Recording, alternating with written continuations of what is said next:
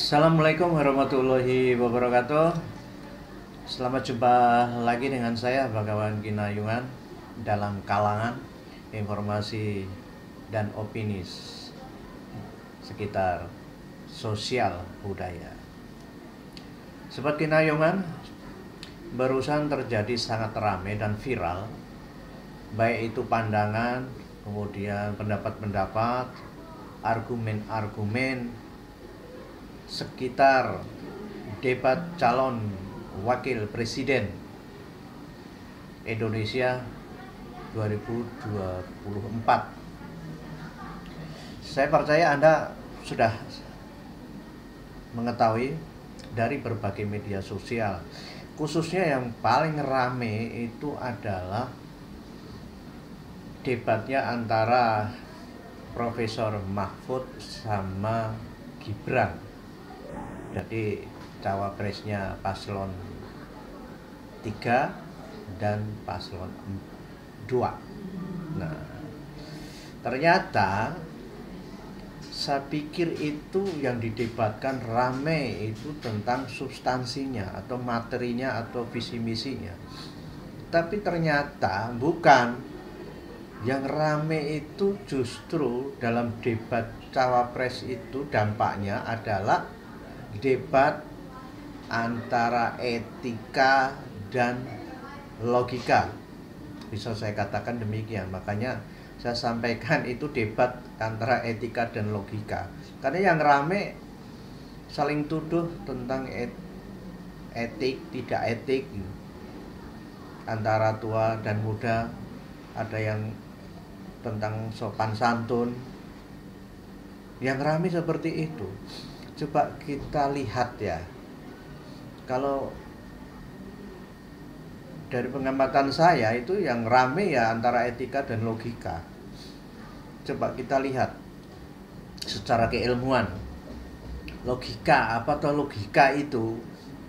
Logika itu kan bagian dari filsafat ya, yang mempersoalkan tentang penyusunan pikiran tentang benar salah. Logika di situ, yaitu tentang keilmuan. Benar salah, lah impactnya itu pasti cepat ya, bisa dibuktikan, kemudian lebih eksplisit, benar salah. Jadi nggak usah saya sampaikan seperti apa benar salah itu, karena itu ada frame dari sebuah keilmuan. Nah, kalau etika itu bagian filsafat nilai. Etika itu yang membicarakan tentang perilaku orang dari sudut baik dan jahat. Dua hal, baik dan jahat, itu dari sudut nilai. Sehingga sering dikatakan perilakunya tidak etis atau etis. Tapi itu sebenarnya kalau bicara tidak etik atau etik itu perilakunya itu tidak tepat ya. Itu lebih ke bisa dikatakan salah kaprah itu. Yang benar itu perilaku beretika baik, perilaku beretika tidak baik. Nah, oke, kita tinggalkan dulu masalah keilmuan ini ya. Definisi dari logika dan etika. Nah, itu urusannya para filosof itu. Bagi yang ingin berkomentar silakan di situ.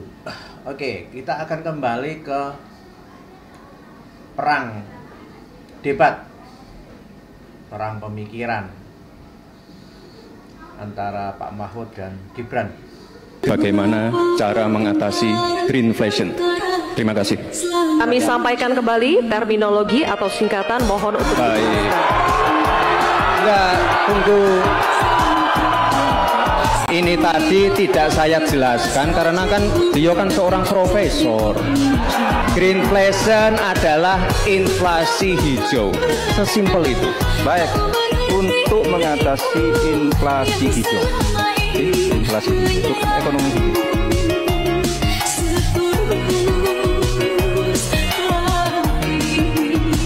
Saya lagi nyari jawabannya Prof. Mahfud.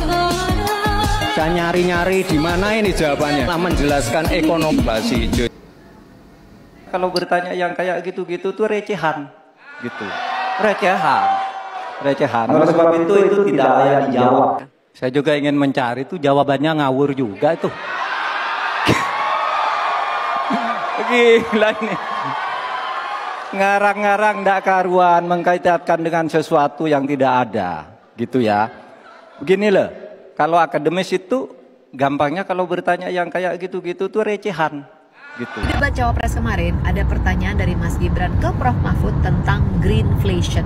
Tapi oleh Prof. Mahfud dianggap ini adalah sebuah pertanyaan receh yang tidak layak untuk ditanyakan. Apa sih sebenarnya greenflation itu? Apa betul ini isu receh?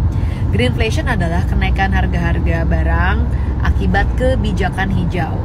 Jadi kita kan pada umumnya kepingin kualitas hidup yang lebih baik ya, yang bebas polusi, udara yang bersih.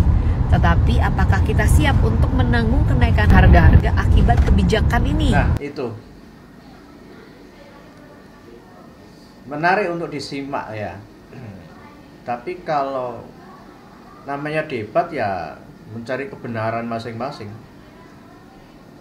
secara logika masing-masing.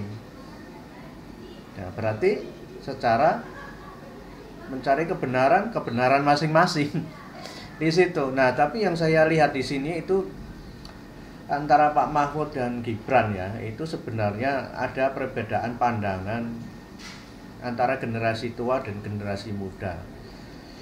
Jadi sepertinya saya mencurigai ada gap saat ini. Jadi pandangan generasi tua maupun pandangan generasi muda.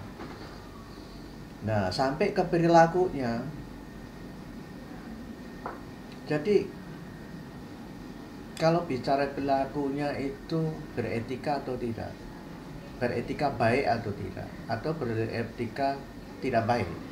Contoh, gimmicknya Gibran atau kata-kata Gibran yang sedikit meledek tadi, yang menyebut kan profesor, kemudian dengan gaya mencari sesuatu itu, gimmick-gimmick itu dianggap perilaku yang beretika tidak baik dari sudut kelompoknya Pak Mahfud ya. Nah, sementara Pak Mahfud ngomong, mendapatkan pertanyaan, beliaunya juga ngomong, wah itu pertanyaan receh. Kalau bertanya yang kayak gitu-gitu tuh recehan, gitu. Recehan. Oleh sebab itu tidak layak dijawab. Saya juga ingin mencari tuh jawabannya ngawur juga itu. Apakah ini juga bisa dikatakan perilaku yang beretika baik dengan mengatakan receh? Seakan-akan ada unsur